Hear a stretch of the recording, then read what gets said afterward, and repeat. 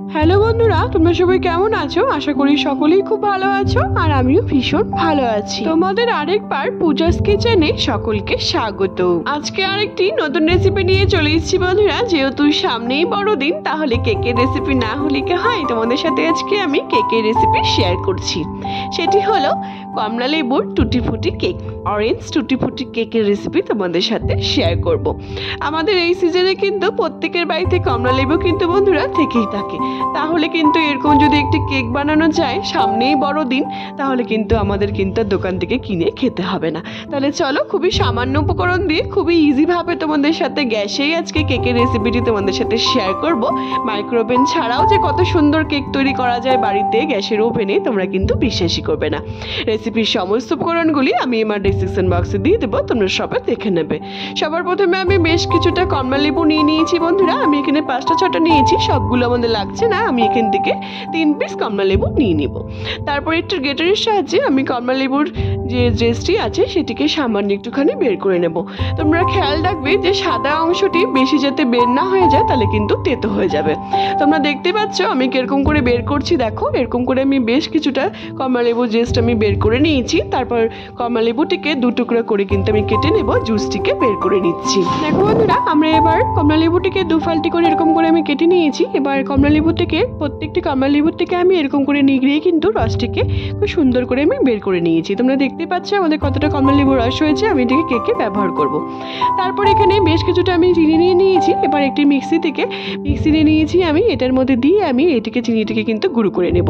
কেকে সবসময় চেষ্টা করবে গুঁড়ো চিনি নেওয়ার, গোটা চিনিও তোমরা চাইলে নিতে পারো, কিন্তু গুঁড়ো চিনি নিলে পরে কিন্তু কেকের স্বাদ কিন্তু দ্বিগুণ বেড়ে যায় আর মেল্ট করতেও কিন্তু ব্যাটারটি সুবিধা হয়। তারপর এখানে আমি চিনিটিকে একটি পাত্র নিয়ে নিয়েছি আমি, আর ছাঁকনি নিয়ে নিয়েছি। এবার চিনিটিকে খুব সুন্দর করে কিন্তু আমি চেলে নেব। তোমরা সবসময় চেষ্টা করবে বন্ধুরা যে কোনো কেকের রেসিপিতে প্রত্যেকটি শুকনো উপকরণকে কিন্তু খুব ভালো মতো করে চেলে নেওয়ার, তাহলে কিন্তু কেক কিন্তু সফট আর জুসি হয় খেতে। তারপর এখানে আমি যতটা চিনি নিয়েছিলাম তার থেকে দ্বিগুণ কিন্তু আমি ময়দা নিয়ে নিলাম। তোমরা দেখতেই পাচ্ছ আমি 2 কাপ কিন্তু ময়দা নিয়ে নিয়েছি। এবার খুব সুন্দর করে এটাকেও চেলে নিচ্ছি ছাঁকনি দিয়ে। প্রত্যেকটি কেকের বন্ধুরা এই শুকনো উপকরণের পরিমাপটি কিন্তু সব থেকে গুরুত্বপূর্ণ ব্যাপার। তোমরা যদি আমার এই রেসিপির প্রত্যেকটি স্টেপ ফলো করে এই রেসিপিটি একবার বাড়িতে ট্রাই করো, আমার বিশ্বাস যে তোমাদের কেকটি কিন্তু খুবই নরম জুসি হবে খেতে। তারপর এটাকে চেলে নেওয়ার পর খুব ভালো মতো করে তারপর এখানে বেকিং সোডা আর বেকিং পাউডার আমি নিয়ে নিয়েছি। এখানে আমি 1 টেবিল চামচ করে দুটিকে নিয়েছি। খুব ভালো মতো করে ওটিকেও চেলে নেওয়ার পর সামান্য একটু নুন ব্যবহার করছি আমি। ওটিকে একটি হ্যান্ড ব্লেন্ডারের সাহায্যে আমি কিন্তু মিলিয়ে নিয়েছি প্রত্যেকটি শুকনো উপকরণকে। তারপর এখানে 2টো ডিমের ব্যবহার করছি। ডিমের কুসুমটিকে আমি আলাদা করে রেখে দিয়েছি, কুসুমটিকে আমি পরে ব্যবহার করব। সবার প্রথমে আমি সাদা অংশটিকে একটি পাত্রে নিয়ে নিলাম। একটি হ্যান্ড ব্লেন্ডারের সাহায্যে বা একটি ইলেকট্রিক ব্লেন্ডারের সাহায্যে খুব ভালো মতো করে এটিকে কিন্তু ফেটিয়ে নিতে হবে। আমি একটি ইলেকট্রিক ব্লেন্ডারের সাহায্যে আমি ফেটিয়ে নিচ্ছি। তোমাদের যদি বাড়িতে ইলেকট্রিক ব্লেন্ডার না থাকে তাহলে তোমরা হ্যান্ড ব্লেন্ডারের সাহায্যেও কিন্তু খুব ভালো মতো করে যতক্ষণ না ক্রিমি ভাব চলে এসছে এটির মধ্যে, ততক্ষণ কিন্তু এটিকে ফেটাতে হবে।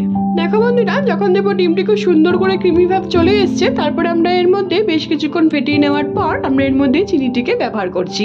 আমরা যে চিনিটিকে গুঁড়ো করে রেখে দিয়েছিলাম সেটিকে এবারে আমরা দিয়ে ইলেকট্রিক ব্লেন্ডারের সাহায্যে আমরা দুটিকে খুব সুন্দর করে কিন্তু মিলিয়ে নিব। যতক্ষণ ক্রিমি ভাব আসছে ততক্ষণ কিন্তু এটিকে কিন্তু ফেটাতে হবে।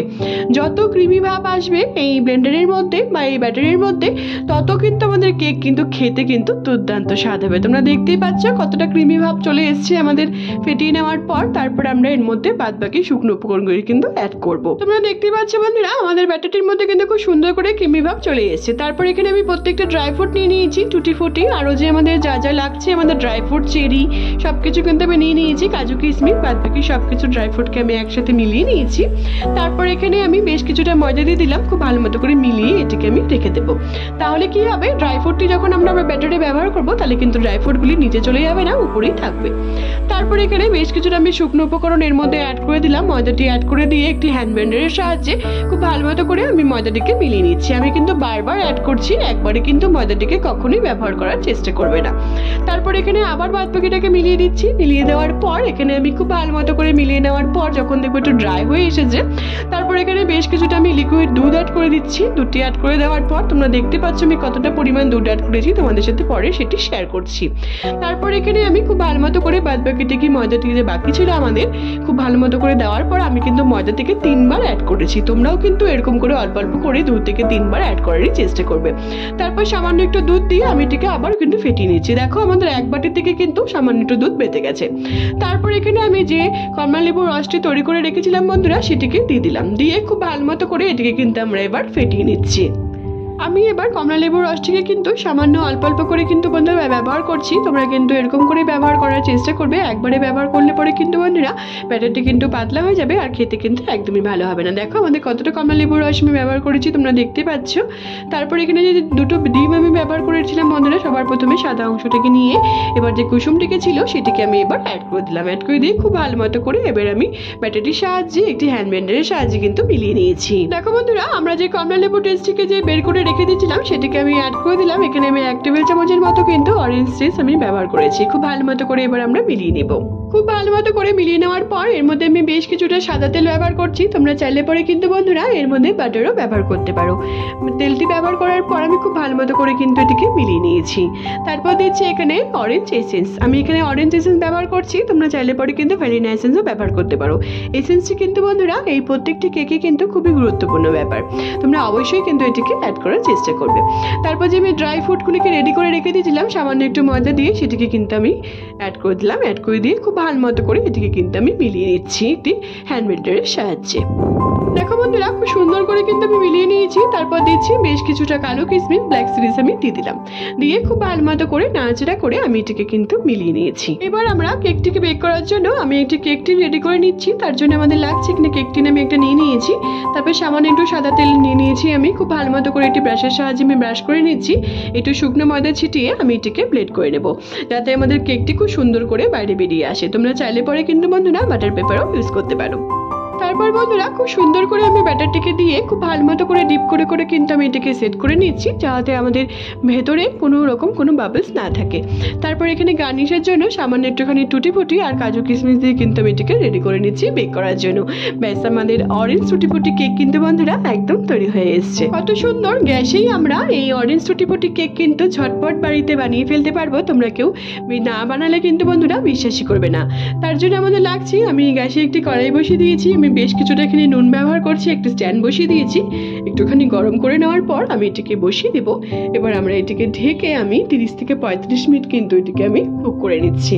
দেখো আমাদের কেকটি কিন্তু হয়ে এসছে। আবার আমি এটিকে উঠিয়ে আবার ঢেকে আমি এটিকে 5 থেকে 10 মিনিট কিন্তু কুক করে নেব। ব্যাস আমাদের অরেঞ্জ টুটি ফুটি কেক কিন্তু বন্ধুরা একদম তৈরি হয়ে গেছে। একটি চাকু দিয়ে আমি দেখছি যে আমাদের কেকটি খুব সুন্দর করে বেক হয়েছে নাকি। দেখো কত সুন্দর করে আমাদের কেকটি কিন্তু একদম তৈরি হয়ে গেছে। চাকুতে কিন্তু একদমই লেগে যায়নি, তার মানে আমাদের কেকটি কিন্তু একদম তৈরি।